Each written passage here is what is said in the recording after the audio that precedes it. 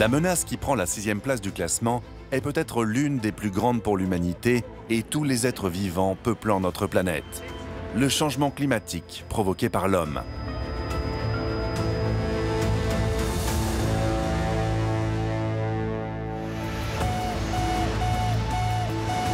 En 1896, le scientifique suédois Svante Arrhenius avertit pour la première fois que les énormes quantités de dioxyde de carbone que les activités humaines rejettent dans l'atmosphère pourraient entraîner un changement du climat de la Terre. Depuis, les scientifiques alertent la population mondiale sur ses conséquences pour la planète et pour les générations futures. La Terre a toujours connu des cycles climatiques de réchauffement et de refroidissement, mais ce que la nature met des milliers d'années à réaliser, l'homme l'a fait en à peine quelques siècles. En brûlant des combustibles fossiles, en rejetant des gaz dans l'atmosphère et en détruisant massivement les forêts tropicales, les activités humaines ont entraîné une hausse des températures de plus d'1 degré Celsius depuis 1800. En moyenne, la Terre est aujourd'hui plus chaude qu'elle ne l'a été depuis 800 000 ans. Sécheresse, inondations, les phénomènes météorologiques extrêmes augmentent en intensité et en fréquence et amplifient le phénomène. Les fortes chaleurs entraînent sécheresse et incendies de forêt. Conséquence, encore plus de dioxyde de carbone rejeté dans l'atmosphère, encore plus de chaleur piégée par l'effet de serre. Les températures élevées font fondre les glaciers à l'échelle mondiale. La surface blanche qui permet de réfléchir la lumière du soleil vers l'espace se réduit de façon dramatique, aggravant là aussi le phénomène de réchauffement.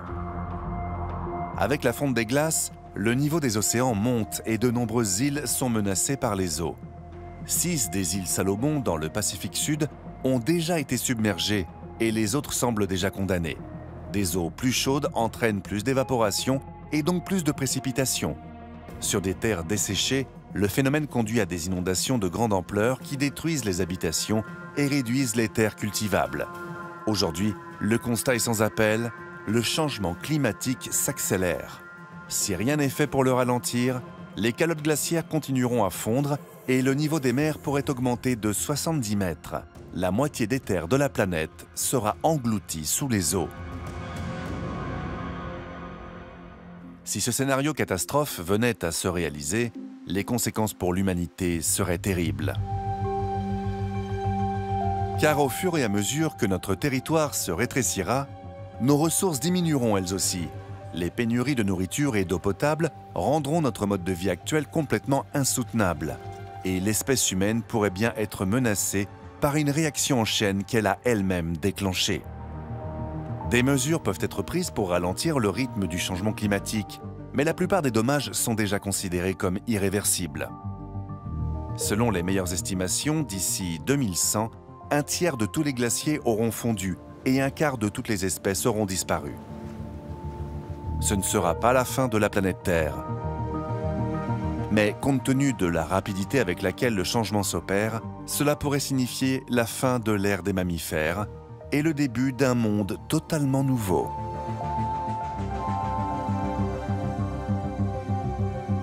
C'est une menace moins concrète qu'un astéroïde qui viendrait frapper la planète, ou un supervolcan qui entrerait en éruption. Mais le changement climatique est sans doute la catastrophe qui menace le plus sérieusement la survie de l'espèce humaine.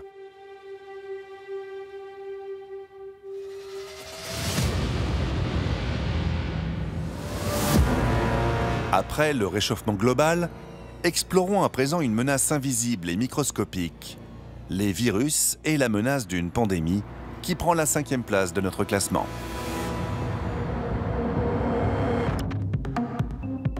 Les virus existent depuis que la vie est apparue sur la Terre.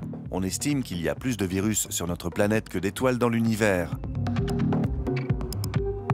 Pourtant, nous n'en avons étudié que 5000.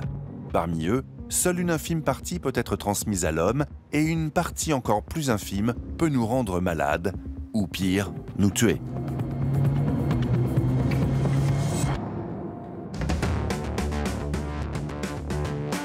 Les virus sont des éléments d'information génétique qui n'ont qu'un seul but, se reproduire. Pour y parvenir, ils doivent pénétrer dans un hôte vivant et s'accrocher à l'une de ses cellules. Une fois attachés à une cellule, Ils y téléchargent leurs informations génétiques et lui demandent de se reproduire. Le plus souvent, cela se produit à notre insu. Mais parfois, ce processus peut conduire à la catastrophe. Le monde en a pris conscience en 2020 avec le Covid-19, une nouvelle variante d'un coronavirus connu qui s'attaque aux poumons et se propage rapidement. 4 mois seulement après le premier cas recensé à Wuhan, en Chine, ce virus s'est répandu dans le monde entier et a déclenché une pandémie mondiale. La planète s'est arrêtée presque du jour au lendemain. 700 millions de personnes ont été infectées et plus de 7 millions sont mortes. Des chiffres dus à la grande transmissibilité du SARS-CoV-2, le coronavirus responsable du Covid. Son R0, qui indique son taux de reproduction, se situe entre 2,9 et 9. En clair, chaque porteur est susceptible d'infecter entre 3 et 9 personnes. Et cela aurait pu être encore pire. On estime que la grippe espagnole à la fin de la Première Guerre mondiale a tué 100 millions de personnes, 5% de la population mondiale de l'époque. Les experts ont affirmé que le Covid était à la fois un signal d'alarme et un avertissement de ce qui pourrait arriver d'encore pire. Leur crainte, l'émergence d'un virus doté d'une combinaison fatale. Imaginez un virus ayant la transmissibilité de la rougeole, dont le R0 se situe entre 12 et 18, et le taux de mortalité de la variole. Bien qu'aujourd'hui éradiquée, la variole est mortelle dans 80% des cas. Elle a causé la mort de plus d'un demi-milliard de personnes.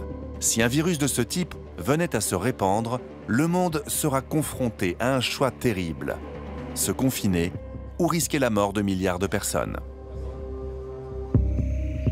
Le déclencheur sera probablement un virus provenant d'un animal sauvage à l'instar du sida et du virus Ebola, que l'on pense avoir été transmis à l'homme par un singe, ou du Covid, qui viendrait d'un pangolin. Il suffira ensuite d'une seule personne infectée qui pénètre dans un lieu très fréquenté, comme un aéroport international, et en une seule journée, le virus se sera propagé dans le monde entier. Les symptômes pourraient alors aller du développement de caillots de sang dans les poumons, signifiant une mort par asphyxie, jusqu'à la décomposition de nos organes, en passant par des fièvres intenses, causant des lésions cérébrales et paralysant notre corps. Face à une telle menace, même les pays les plus riches seront décimés. Des centaines de millions de personnes seront infectées et au moins un tiers d'entre elles trouveront la mort, les systèmes de santé étant incapables de traiter tous les malades. Incinérer les corps de toutes les victimes sera la seule option pour éviter une pandémie bactérienne secondaire. Les nations les plus pauvres, dépourvues d'infrastructures, perdront rapidement la majorité de leur population. Partout autour du globe, les déplacements seront strictement interdits pour éviter qu'un nouveau cas se déclare. L'économie mondiale s'effondrera et les pays sombreront dans le chaos total. Dans le cas d'un tel scénario catastrophe, les morts se compteront par centaines de millions, puis par milliards.